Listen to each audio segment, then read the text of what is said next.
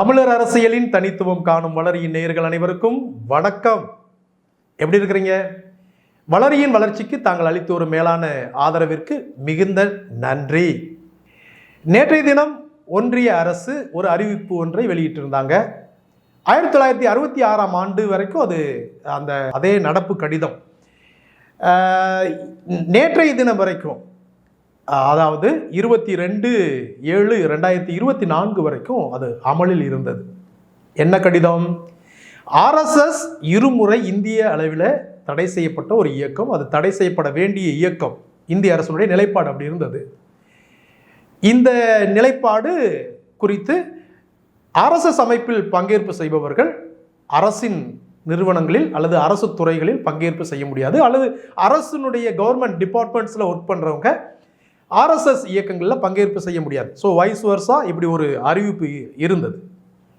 இதை முறியடிக்கும் விதமாக அல்லது இதை ரத்து செய்யும் வகையில் நேற்று ஒன்றிய அரசு ஒரு புதிய திருத்த விதியை, ஒரு கவர்மெண்ட் ஆர்டர் ஜிஓ ஒன்று வெளியிட்டிருந்தாங்க. அது என்ன அப்படின்னா, அந்த அறிக்கை இப்படி சொல்லுது: இனிமேல் ஒன்றிய அரசில் ஒன்றிய அரசில் பணி செய்யக்கூடியவர்கள் ஆர்எஸ்எஸ் போன்ற இயக்கங்களில் பங்கேற்பு செய்யலாம், அதில் பொறுப்பும் வகிக்கலாம் அப்படின்னு ஒரு புதிய திருத்தத்தையும் செய்துட்டாங்க. ரைட்.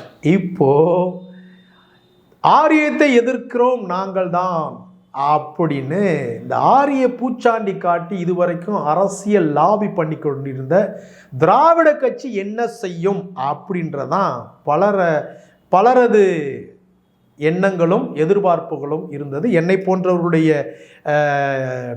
அட்டென்ஷனும் அப்படி தான் இருந்தது. என்ன செய்யும் அப்படின்னு, போட்டாம்பாரு ஒரு ஓட்டம் அப்படின்றது மாதிரி புதுக்கோட்டையில் நடந்த ஒரு அரசு சார்ந்த நிகழ்ச்சியில் தமிழக அரசினுடைய சட்டத்துறை அமைச்சர் ரகுபதி என்ன சொல்றார் அப்படின்னா, திராவிட மாடல் ஆட்சியின் முன்னோடி ராமர். ஆஹா, திராவிட மாடலுக்கு முன்னோடியா? அப்போ அவர் தான் தந்தையா?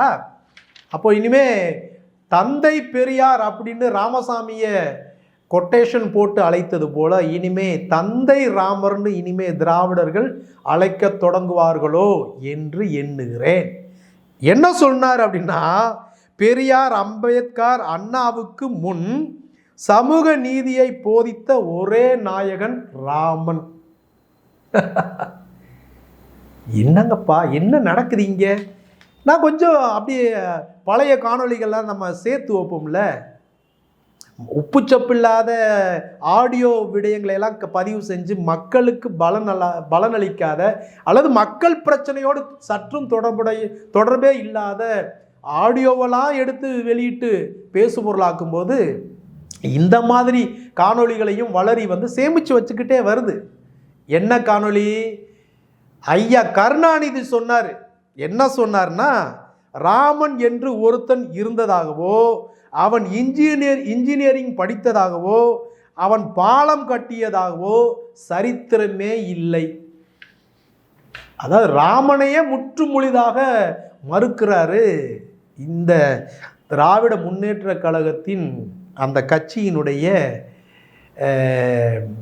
முன்னோடியாக இருந்த கருணாநிதி. அப்பா, ராமனே இப்படி ஒருத்தர் இல்லைன்னும் போது சட்டத்துறை அமைச்சர் ரகுபதிக்கு இந்த சட்ட விடயங்கள்லாம் தெரியாதா? திராவிடத்திற்கே முன்னோடி தான் ராமர் அப்படின்னா, அப்போ ராமருக்கு ராமருடைய வாழை பிடிச்சிக்கிட்டு தான் ஐயா ஈவேரா படியேறினாரோ? இருந்தாலும் இருக்கும். எனக்கு என்ன தோணுதுன்னா, பக்கம் 21க்கு பிறந்தவர்கள் இப்படித்தான் பேசுவாங்களா அப்படின்றதான் இப்போ இன்றைக்கு என்னுடைய கேள்வி, பெரிய கேள்வி. இந்த கேள்வி எழும்பும் போது 2 கோமாளி இன்னைக்கு நடப்பு கால அரசியலில் என்னுடைய சிந்தையில் மாட்டிக்கிட்டாங்க. ஒன்று, சட்டத்துறை அமைச்சர் ரகுபதி. ராமர் ஆட்சியில் ஏற்றத்தாழ்வு இல்லாமல் அனைவரும் சமம் என்று இருந்தது, அப்படித்தான் திமுக ஆட்சியிலும் நடக்குது. ஆகவே திராவிட ஆட்சியினுடைய முன்னோடி தான் ராமர், திராவிடத்தினுடைய முற்பிதா தான் ராமர், ராமர் வழியில் தான் நாங்கள் ஆட்சி செய்கிறோம் என்று சொன்ன சட்டத்துறை அமைச்சர் முதல் கோமாளி. சரி, இந்த சட்டத்துறை அமைச்சர் இப்படி சொல்றாரே, திராவிட முன்னேற்ற கழகத்திற்கு ஒருத்தர் இருப்பாங்கல்ல, ஒரு தாய் தகப்பன் பெத்தெடுத்த இயக்கம், அது திராவிடர் கழகம். அந்த கழகத்தை சேர்ந்த வழக்கறிஞர் அருள்மொழி என்ன சொன்னாங்க அப்படின்னா, இந்த ராமனை குறித்து என்ன சொன்னாங்கன்னா, ஒரு நாள் ஒரு ஊரில் ஒரு பிராமணர் வாழ்ந்தார். அந்த பிராமணருடைய மகன் இறந்து போயிட்டான். அகால மரணமடைந்த அந்த மகனுடைய இறப்பிற்கு காரணம் என்ன அப்படின்னு குய்யோ முறையோன்னு அழுகிறான். இதுக்கு ஒரு தீர்வு சகாயம் தேடி ராமன்ட்ட வர்றாரு இந்த பிராமணர். வரும்போது ராமன்ட்ட முறையிடுறாரு. குறுக்கால ஒரு முனிவர் அந்த இடத்துல குறிக்கிறார். அவர் யார் அப்படின்னா நாரத முனி. இது நான் சொல்லலை, திராவிட கழகத்தினுடைய வழக்கறிஞர் அருள்மொழி. நாரத முனி உள்ள குறுக்கிட்டு, ஒன்றும் இல்லை, உன் மகன் செத்ததுக்கு என்ன காரணம்னா, இந்த ஊரில் ஒரு சூத்திர பைய, அவன் பேர் சம்புகன், அவன் முனிவர்கள் மட்டுமே, பிராமணர்கள் மட்டுமே, தேவாதி தேவர்களுக்கு அடுத்த நிலையில் இருக்கக்கூடிய இந்த பிராமணர் மட்டுமே செய்யக்கூடிய யாகம், ஜப தவங்களில் ஈடுபட்டிருக்கிறான். இந்த சூத்திரனுடைய இந்த ஜபத்தினாலையும் தவத்தினாலையும் தான் ஓ மகன் செத்தான் அப்படின்னு இந்த நாரத முனி நாரதத்தனத்தை ஆரம்பித்து வைக்கிறார். இந்த ராம ராஜ்யத்தினுடைய பிதாமகனாக இருக்கிற ராமன் என்ன செஞ்சுருக்கணும்? இதுக்கு அதுக்கு என்ன, மலைக்கும் மடுவுக்கும் என்ன சம்பந்தம்ன்ற கேட்டிருக்கணுமா இல்லையா? பொதுவாக நான் பிற மத கொள்கைகளில் இதில் தலையிடுவது கிடையாது. இது எல்லாமே இந்த கோமாளி சட்டத்துறை அமைச்சர் சொன்னதனுடைய அடிப்படையில் இதனுடைய முன்னோடியாக இருக்கக்கூடிய தாய்க்கழகமாக இருக்கக்கூடிய திராவிட கழகத்தினுடைய வழக்கறிஞர் அருள்மொழி சொன்னதை வச்சு நான் கேட்குறேன். அவங்க இப்படி சொல்கிறாங்க, ராமர் இப்படி ஒரு தீர்ப்பை சொல்லியிருக்கணுமா இல்லையா? மாறாக என்ன செய்தார் என்றால், நேராக தன்னுடைய உடைவாளினை எடுத்து சம்புகன் என்ற அந்த சூத்திரனுடைய தலையை நம்ம ஆம்ஸ்ட்ராங்கை வெட்டினது மாதிரி வெட்டி, சூத்திரன் வாழவே கூடாது, சூத்திரன் தலையெடுக்கவே கூடாது அப்படின்னு சமூக நீதி பேசிக்கொண்டிருந்த இந்த கும்பல் வெட்டி எறிஞ்சிருச்சுங்க அப்படின்னு வழக்கறிஞர் அருள்மொழி சொல்றாங்க. நான் என்ன கேட்குறேன்னா, இந்த கோமாளிட்ட இதுதான் ராமன் சொன்ன ராஜ்யமா? ஏன்னா எங்களுக்கு அப்படித்தான் சந்தேகம் வருது. ஆரியத்தை எதிர்ப்பது தான் திராவிடம் அப்படின்னா, ஆரியத்தின் வழியிலேயே திராவிடமும் ஆட்சி செய்யுது அப்படின்னு மறுபடியும் அடுத்த முறை அப்படியே பிளேட்டை தலைகளை மாற்றி பேசுகிறீங்களே, உடனே உங்கள் ஆயுதத்தை எடுத்து நாங்கள் திருப்பி கேள்விகளை எழுப்புகிறோம். என்ன அப்படின்னா, ராமனின் வழியில் திராவிடம் ஆட்சி செய்யுது, திராவிட ஆட்சியினுடைய முன்னோடி தான் ராமர்னா, ராமர் செய்த இந்த செயலுக்கு நீங்கள் சொல்லும் தீர்வு விளக்கம் என்ன? ரெண்டாவது ஒரு கோமாளி இன்னைக்கு சிக்கினார் வழியே சகோதரர் பா ரஞ்சித்தை பற்றி அவர் ஒரு பத்திரிகையாளர் ஊடகவியலாளர் சந்திப்பில் கேட்குறாங்க, பா ரஞ்சித் இப்படி ஒரு அறிக்கை வெளியிட்டிருக்கிறாரு, அது குறித்து உங்கள் கருத்து என்ன? என்ன சொல்லியிருக்கணும்? கருத்து தெரிஞ்சா தெரியணும்னு, இல்லையா தெரியாதுங்க, சாரி நோ கமெண்ட்ஸ் அப்படின்னு அக்கா கனிமொழி என்னது தப்பித்தால் தலை தெரித்தால் புண்ணியம்னு ஓடுவாங்க பாருங்க, தம்பிரான் புண்ணியம்னு ஓடி இருந்திருக்கணும். மாறாக ரஞ்சித் என்றால் யாருன்னு எனக்கு தெரியாது அப்படின்னா என்ன அர்த்தம்? தொடர்ந்து என்ன சொல்றாருன்னா, ரஞ்சித் ஒரு அரசியல்வாதியா இருந்தா எனக்கு தெரியும், அவர் அரசியல்வாதி இல்லை, அவர் ஒரு சினிமாக்காரர். ஐயோ, ரஞ்சித்தை தெரியுமா தெரியாதா? ரஞ்சித்து தெரியாதுன்னா அவர் ஒரு சினிமாக்காரர் மட்டும் எப்படி உங்களுக்கு தெரிஞ்சிச்சு? நான் என்ன கேட்குறேன்னா, ஸ்ட்ரைட்டாக சுற்றி வளைக்காம உங்கள்கிட்ட நேரடியாக ஒரு கேள்வியை கேட்குறேன். பிரகாஷ்ராஜ்னு ஒரு நடிகர் இருக்கிறார் தெரியுமா? அவரை உங்களுக்கு தெரியுமா தெரியாதா? அவரும் ஒரு நடிகர் தானே. எங்க வேணாலும் வேணாம், உங்கள் பட்டத்து இளவரசர் உதயநிதி, ஒருக்கல் ஒரு கண்ணாடி கதாநாயகன், சந்தானத்தினுடைய துணை நடிகர், அவரை தெரியுமா? உங்க ஸ்டாலின் படத்தில் நடித்தவர் தானே, அவரும் நடிகர் தானே. அவரையாவது உங்களுக்கு தெரியுமா? என்ன சொல்ல வர்றீங்க? முதல்ல கோமாளித்தனமா இருக்குங்க.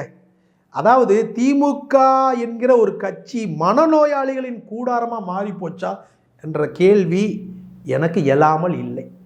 பதில் சொல்ல வேண்டிய பொறுப்பு இந்த திராவிட கொத்தடிமை கும்பல்களுக்கு உண்டு. ஒப்பு சப்பில்லாத ஒரு விடயத்தை கூட தூக்கிக்கிட்டு பேசிக்கிட்டு வர்றீங்கல்ல. எழுந்து வரக்கூடிய தமிழ் தேசியத்திற்கு எதிராக தமிழ்நாட்டில் இருந்து கொண்டே, தமிழர் மண்ணில் தமிழர் வியர்வையில் வாழ்ந்து கொண்டே, தமிழரின் பெயரால் ஆட்சி அதிகாரத்தில் உட்கார்ந்து கொண்டே, யார் தமிழர்னு கேட்குற அந்த தெனாவிட்டு பிடித்த நாய்களுக்கு நான் கேட்குறேன், பதில் சொல்லுங்க, பதில் சொல்லுங்க.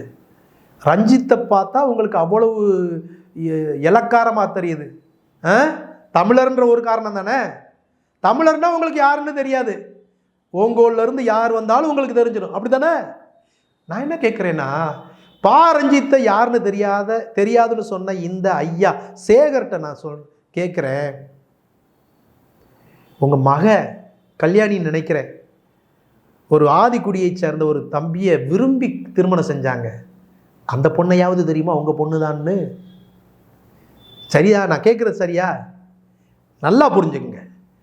நான் உங்களுக்கு வேணும்னா ரஞ்சித்து யாருன்னு உங்களுக்கு தெரியாமல் இருக்கலாம். ஆனால் எங்களுக்கு சேகர் இன்றைய இந்து அறநிலைத்துறையினுடைய அமைச்சர் யாருன்னு தெரியாமலாம் இல்லை. ஒன்று, ஜெயலலிதாவின் காலுக்கு கீழே தவழ்ந்து போய் பதவியை பிடித்தவர், உண்மைதானே?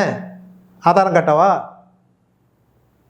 2, கருணாநிதி அந்த பக்கம் சட்டமன்றத்தில் உட்கார்ந்துருக்கும் போது மைக்கை பிடுங்கி கருணாநிதியோட மண்டையிலே பொட்டார்னு போடுறதுக்கு பாய்ந்து அடிப்பதற்கு ஓடி எந்திரிச்சு அள்ளி துள்ளி குதிச்சவர் சேகர், உண்மைதானே?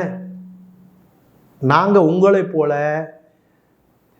எதிர்கொள்ளக்கூடிய கேள்விகளுக்கு நேர்மையாக துணிவோட பதில் சொல்லாமல் இந்த மாதிரி அவர் யாருன்னு தெரியாமல் நக்கல் நையாண்டி பண்ணாமலாம் போக முடியாது. நீங்கள் போவீங்க, ஆனால் நான் என்ன சொல்கிறேன்னா, நீங்கள் யாருன்னு எங்களுக்கு தெரியும், ரஞ்சித் யாருன்னு எங்களுக்கு தெரியும்.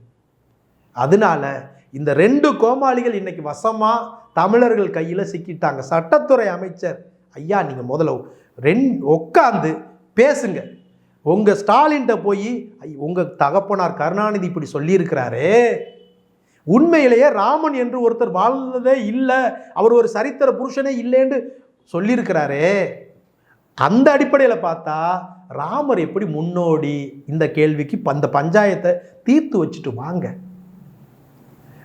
இன்னவர கட்சிகளுடைய உள்கட்சி பிரச்சனைகளை எல்லாம், உப்புச்சப்பில்லாத விடயங்களை எல்லாம் எடுத்து கொண்டு வந்து இதுதான் மக்களின் பிரச்சனை என்று மக்களிடத்தில் அதை பற்றியே பேசு பொருளாக்கி, மின்கட்டண உயர்வை பற்றி நீங்கள் பேச மாட்டீங்க,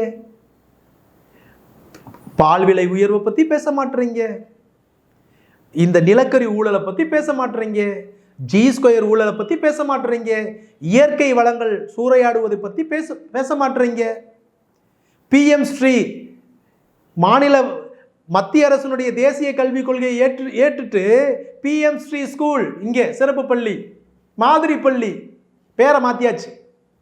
இதை பற்றி நீங்கள் பேச மாட்டீங்க. நீங்கள் ஒன்றிய அரசினுடைய ஏவலாளிகளாக இருந்துட்டு பிற கட்சிகளை குறை சொல்ல வேண்டாம். எனக்கு என்ன தோணுதுன்னா, இது இனிமேல் உங்கள் கட்சியை திராவிட முன்னேற்ற கழகம் என்று சொல்வதற்கு பதிலாக ராமர் முன்னேற்ற கழகம்னு சொல்லிருங்க. பஞ்சாயத்து முடிஞ்சிருச்சுது. அதனால ஒன்று புரிஞ்சுக்குங்க, நிம்மல் கதறலை நம்மள் ரசிக்கிறான். ஏன்னா நீங்கள் எல்லாம் இதுவரைக்கும் பேசினது எல்லாமே உங்களுடைய கையால் ஆகாத தனத்தை, உங்களுடைய ஆட்சியினுடைய அலங்கோலத்தை பேசுவதற்கு உங்களுக்கு சற்றும் துணிவில்லாமல், நேர்மையான வழியில் பணம் வாக்கிற்கு கொடுக்காம, நேர்மையான முறையில் கொள்கைகளை சொல்லி களமாடின கட்சியை குறித்து கடித்து குதறுவது போல உங்களுக்கு கொடுத்த 200 ரூபாய்க்கு இப்படி எதற்காடா நீங்கள் இப்படி சல்லித்தனமாக நடந்துக்கிருக்கிறீங்க? உங்களில் ஒருவன் அப்படின்னு ஐயா ஸ்டாலின் சொல்கிறாரு. மக்களில் ஒருவராக நீங்கள் இருந்தால் மக்களின் பிரச்சனைகளை அல்லவா நீங்கள் பேசி இருக்க வேண்டும். மாறாக உப்புச்சப்பில்லாத நாம் தமிழர் கட்சியினுடைய உள் விவகாரங்களில் தலையிட்டு அதை சுரண்டி அதை சொரிந்து விட்டு சுகம் காண்பது என்ன?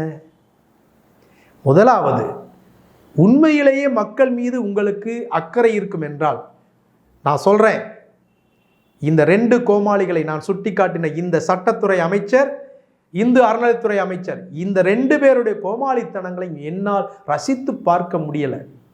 என்னப்பா, ஒரு பக்கம் ராமரை எதிர்த்து பேசுறதாக சொல்லிக்கிட்டு ராமர் மேலே இவ்வளவு தூரம் நீங்கள் நாடகம் போடுறீங்க. சரி, ராமரை எதிர்க்கிறீங்கன்னு பார்த்தா ஒரு பக்கம் அத்திவரதரை வரவேற்கிறீங்க. என்ன, கடவுளே நம்ப மாட்டேன்றீங்க. அப்புறம் பார்த்தா எங்கள் பேரரசன் ராஜராஜ சோழன் கட்டிய அந்த கோவிலுடைய முன்வாசல் வழியாக உள்ள நுழைவதற்கு பயப்படுறீங்க. பேய் இல்லை பிசாசும் இல்லைன்னு நீங்கள் நம்புறீங்க. சாமியும் இல்லை பூதமும் இல்லைன்னு நீங்கள் நம்புறதாக சொல்கிறீங்க. அப்புறம் எதுக்கு இந்த இரட்டை வேடம்? சகோதரர் சீமான் நேருக்கு நேராக தன்னுடைய பாட்டன், தன்னுடைய மூதாதை, தன்னுடைய முன்னோன் ராஜராஜ சோழனை பார்ப்பதற்கு முன் மண்டபத்தின் வழியாக முதன்மை வாசலில் நுழைந்தது போல உங்களால் நுழைய முடியுமா? காரணம் என்ன? முடியாது. மடி நிறைய கணம் ராசா, கணம். அதனால கோமாளிகள் உங்கள் வேடத்தை, உங்கள் நாடகத்தை நிறுத்தி கொள்ள வேண்டிய நேரம் இது. தமிழர்கள் உங்களை பார்த்து கொண்டே இருக்கிறார்கள். மீண்டும் மற்றொரு காணொளியில் உங்களை சந்திக்கிறேன். நன்றி.